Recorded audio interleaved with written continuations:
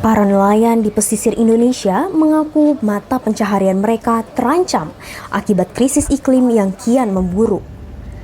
Dari 1,27 juta nelayan di Indonesia pada 2022, hanya ada sekitar 308.000 orang yang berprofesi sebagai nelayan terlindungi. Angka tersebut menunjukkan bahwa ada lebih banyak nelayan yang terlantar di seluruh negeri. Kawasan pesisir yang mayoritas penduduknya berprofesi sebagai nelayan umumnya menjadi kawasan paling miskin di suatu wilayah. Jakarta Utara misalnya. Dibandingkan wilayah Jakarta lainnya, kawasan pesisir ini memiliki penduduk dengan tingkat kemiskinan ekstrim paling parah setiap tahunnya. Perbedaan lah, nggak kayak yang dulu.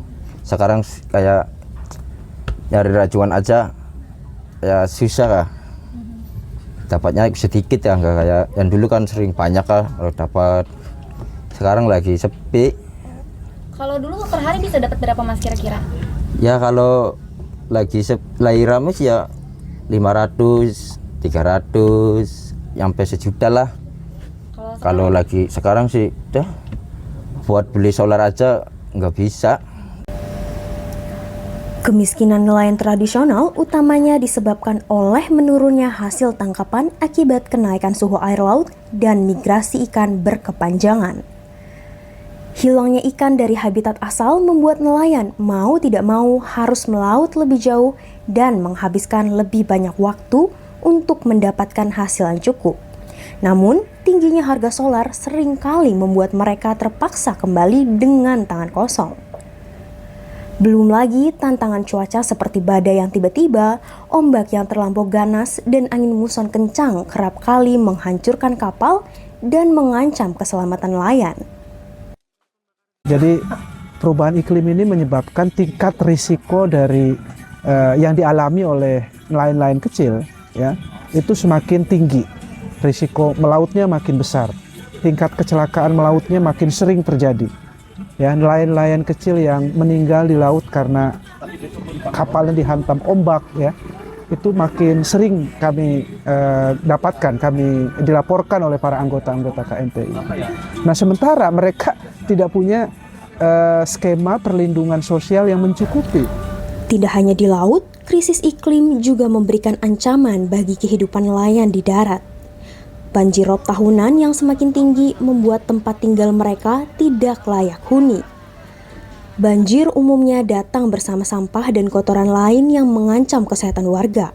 Bukan sekadar memberikan masalah kesehatan kulit saja, banjir yang terlampau tinggi juga mencemari pasokan air bersih, memungkinkan masyarakat pesisir mengalami masalah pencernaan dan organ dalam yang lebih kompleks. Banyak warga terpaksa menaikkan rumah panggung mereka untuk menghindari resiko tersebut, tetapi tidak semua mampu menanggung biayanya. Iya, tentu pemerintah harus menyediakan skema terlebih dalam misalnya gini, ketika kita berbicara krisis iklim ini siapa yang bertanggung jawab. Nah, itu kan yang belum bisa dipecahkan gitu. Seharusnya itu ada misalnya ketika ada yang dirugikan berarti kan ada yang merugikan, ada pelaku yang merugikan. Nah, ini kan dalam konteks krisis iklim ini kan misalnya nelayan dia menjadi pihak yang dirugikan seperti itu ya. Tapi hukum kita belum bisa menemukan siapa yang harus bertanggung jawab atau siapa pihak yang paling besar merugikan dan akhirnya berdampak ke masyarakat nelayan. Mengingat peran esensial nelayan tradisional dalam hal pertahanan pangan, krisis iklim tampaknya tidak hanya mengancam nasib nelayan. Lebih jauh lagi, krisis iklim dan dampaknya yang tidak ditanggulangi secara menyeluruh dapat mengancam eksistensi bangsa dan negaranya.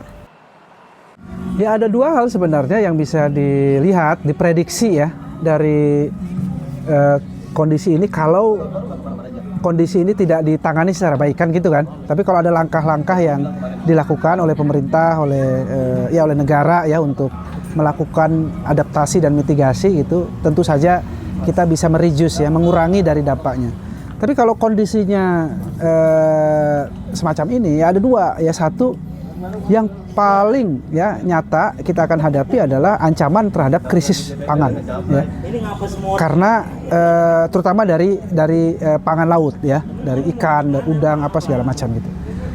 Nah, krisis pangan ini kan juga kalau di dampak lebih jauh ya daripada krisis pangan ini kan krisis kemanusiaan ya. Orang nggak bisa makan ya, nggak bisa tercukupi gizinya karena nggak ada asupan ikan ya yang cukup. Maka apa yang terjadi? Anak-anak akan kena stunting kan gitu kurang lebih ya. Generasi masyarakat ya bangsa Indonesia akan lahir, akan tumbuh dalam kondisi ketidakcukupan gizi, ketidakcukupan pangan. Itu yang pertama ya. Yang kedua ya bagi nelayan itu sendiri tentu saja ya. Nelayannya akan makin miskin ya, mereka makin sering ya atau makin tinggi tingkat resiko mereka melaut ya, kecelakaan di laut ya, banjirop ya yang menghadang kampung-kampung nelayan mereka ya, abrasi dan sebagainya. Anda lihat di sepanjang pesisir pantai utara Jawa gitu. Bagaimana kampung-kampung nelayan hilang ya dalam 20 tahun, 30 tahun terakhir.